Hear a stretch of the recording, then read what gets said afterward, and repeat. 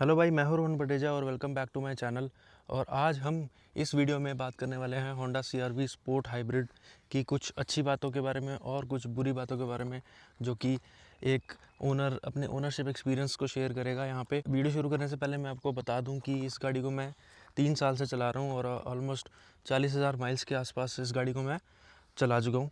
तो चलिए वीडियो शुरू करते हैं। फिर सबसे पहले हम बात करेंगे इसके इंजन के बारे में।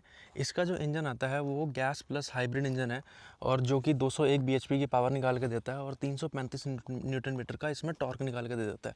और इसमें आता है इनलाइन 4 सिलेंडर इंजन आता है इसमें, जो कि मतलब बहुत अच्छा है। इसमें 4 ड्राइव मोड्स आ जाती हैं, स्पोर्ट्स मोड आ जाता है, स्नो मोड आ जाता है, नॉर्मल और इको। मुझे इससे पावर की कोई भी कभी भी दिक्कत नहीं आई। कभी भी जैसे हाईवे पे मुझे इसको खींचना हो गाड़ी को, या फिर हाईवे पे मर्ज करना हो, तो इसमें पावर की मुझे कभी भी कोई दिक्कत नहीं आई है सच। दूसरी चीज़ जो मुझे इसकी सबसे अच्छी लगती है वो है इसकी माइलेज। क्योंकि ये हाइब्रिड इंजन है तो ये गैस इंजन से तो ज़्यादा ही माइलेज निकाल के देगा। एक बार गाड़ी स्टार्ट कर लेते हैं यहाँ पे, ठीक है। अगर आप इसमें माइलेज देखो तो यहाँ पे ये माइलेज निकाल के दे रहा है 42.6 की, ठीक है। 40,000 माइल चलाने के बाद 42.6 की माइलेज निकाल के दे रहा है। जो होंडा क्लेम करती है इसकी माइलेज, वो सिटी प्लस हाईवे इसकी माइलेज 40 के आसपास क्लेम करती है, बट मुझे यहाँ पे 42.6 की माइलेज मिल रही है, जो कि 40, अगर आप देखो तो 40,000 माइल्स के आसपास ये गाड़ी चल चुकी है, जो कि मतलब बहुत अच्छी है। इसमें एक इसके फुल टैंक कराऊँ अगर मैं, तो 500 से 550 माइल्स जो है वो गाड़ी चल जाती है। और अगर कोई गाड़ी अगर आपकी 500 माइल से ज़्यादा चल रही है एक फुल टैंक में, बहुत अच्छी माइलेज निकाल के दे रही है मेरे हिसाब से तो वो। और अगर मैं इसकी मैक्स माइलेज बताऊं तो मैं 44 माइल्स पर आवर 44 mpg पर गैलन जो है वो इसमें निकाल चुका हूं मैं, जो कि बहुत अच्छी माइलेज है। तीसरी चीज़ के बारे में अगर मैं बात करूं तो वो है इसका कैबिन स्पेस। अगर आप इसमें कैबिन स्पेस देखो तो ड्राइवर साइड हो गया या फिर पैसेंजर साइड हो गया, या फिर इवन मैं अगर बैक पे बैठा हूँ तो बैक में अगर इसका लेग रूम देखोगे आप, और ये सीट मैंने अपनी हाइट के हिसाब से एडजस्ट कर रखी है, ठीक है। तो बहुत अच्छा इसका लेग रूम मिल जाता है और हेडरूम भी इसमें बहुत अच्छा मिल जाता है। और यहाँ पे सनरूफ में मिल जाती है, जो छोटी है, मतलब ज़्यादा बड़ी नहीं है, पर इसमें स्पेस का कभी भी आपको कोई इशू नहीं आएगा। और अगर आप इसका कैबिन व्यू भी देखो तो मतलब काफ़ी अच्छा लगता है इसका कैबिन व्यू। इसके जो AC के कंट्रोल्स हैं, या फिर जो यहाँ पे हनीकॉम स्टाइल में आपको वेंट मिले हुए हैं, ये बहुत अच्छे लगते हैं यहाँ देखने में। तो कैबिन में स्पेस में आपको कोई भी इशू नहीं मिलने वाला है यहाँ पे। अब बात कर लेते हैं इसके बूट स्पेस की। 39 क्यूबिक फीट का यहाँ पे आपको बूट स्पेस मिल जाता है, और यहाँ पे 4 बैग, बड़े 4 बैग आप यहाँ पे डाल सकते हो। और यहाँ पे आपको सीट्स भी फोल्ड मिल जाएंगी, आप सीट्स फोल्ड करके और भी यहाँ पे सामान डाल सकते हो यहाँ पे। बट 4 बैग बड़े यहाँ पे अगर आप कंप्लीटली यहाँ पे डाल के ट्रैवल कर रहे हो तो आपको कोई इशू नहीं आने वाला। जो चौथी चीज़ है वो मुझे सबसे अच्छी लगती है उसकी, वो है इसका गियर लीवर। आजकल आप नई गाड़ियों में देखोगे तो गियर लीवर तो मतलब चला ही गया है, और उसकी जगह यहाँ पे कंपनी वालों ने या तो बटन देने शुरू कर दिए हैं या फिर एक डायल देना शुरू कर दिया है जिसको आप घुमाओ। या फिर कई गाड़ियों में तो यहाँ पे स्क्रीन्स में भी आपको कंट्रोल्स मिल जाते हैं। जैसे टेस्ला में आपको स्क्रीन में कंट्रोल मिल जाएगा अगर आपको रिवर्स करनी है गाड़ी, या फिर अगर आपको ड्राइव मोड पर डालनी है गाड़ी। बट यहाँ पे गियर लीवर में जो मज़ा है वो मुझे नहीं लगता वो डायल में या फिर बटन्स में आएगा।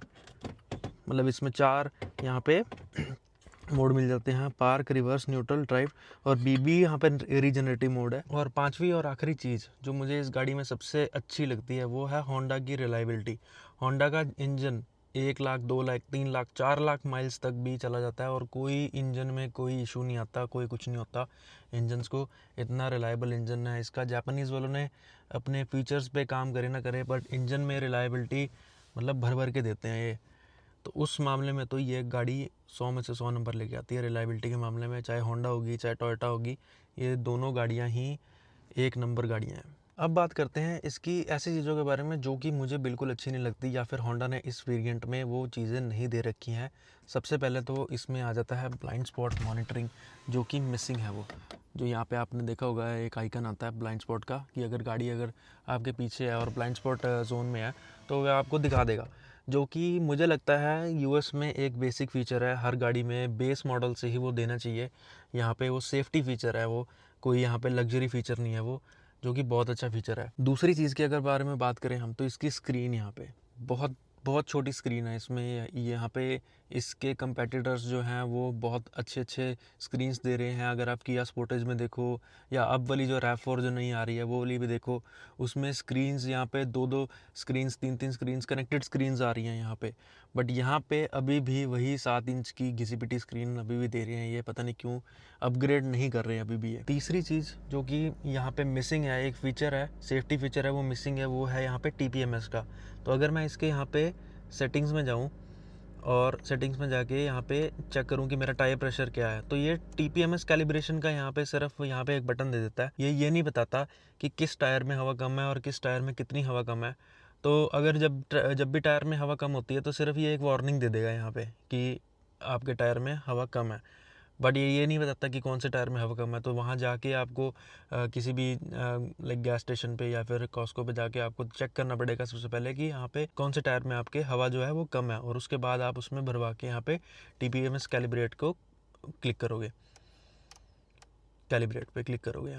यहाँ पे इनको ये देना चाहिए था कि कौन से टायर में हवा कम है, कितनी हवा कम है, ये तो एटलीस्ट बताओ। और इस वेरिएंट में कोई भी एप्पल कारप्ले और जो एंड्रॉयड ऑटो है वो वायरलेस नहीं आता, वायर्ड मोड में आता है, वायरलेस नहीं आता। और ना ही इसमें वायरलेस चार्जर आता है। वायरलेस चार्जर की इतनी ज़रूरत नहीं है, बट एटलीस्ट एप्पल कारप्ले और एंड्रॉयड ऑटो जो है वो ये वायरलेस दे सकते थे यहाँ पे, जो कि इन्होंने यहाँ पे भी मिस कर दिया है देना फ़ीचर ये वाला।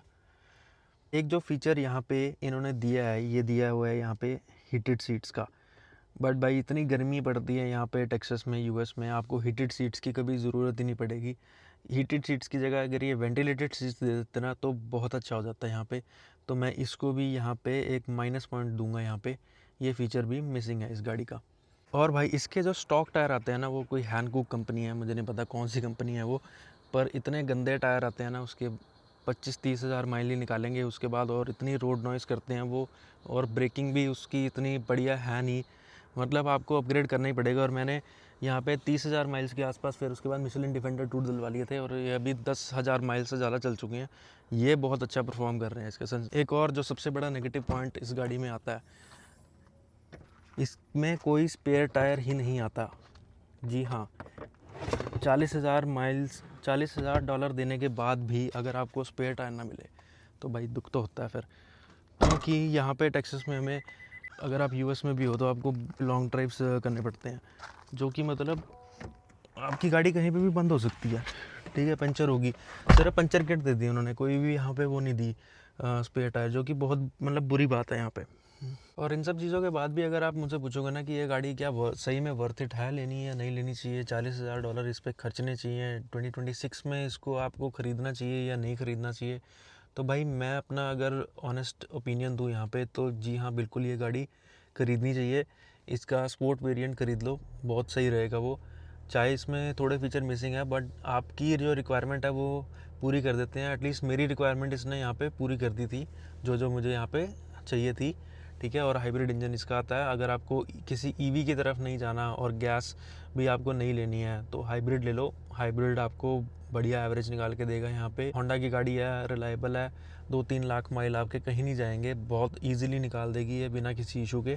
तो मेरे हिसाब से तो हाँ बिल्कुल, अगर मेरे पास यहाँ पे $40,000 दोबारा हों, अगर मुझे यहाँ पे एक नई गाड़ी की ज़रूरत है, तो मैं ज़रूर होंडा की CR-V हाइब्रिड स्पोर्ट मॉडल को यहाँ पे कंसीडर करूँगा। ये था भाइयों मेरा यहाँ पे 3 साल का ओनरशिप रिव्यू।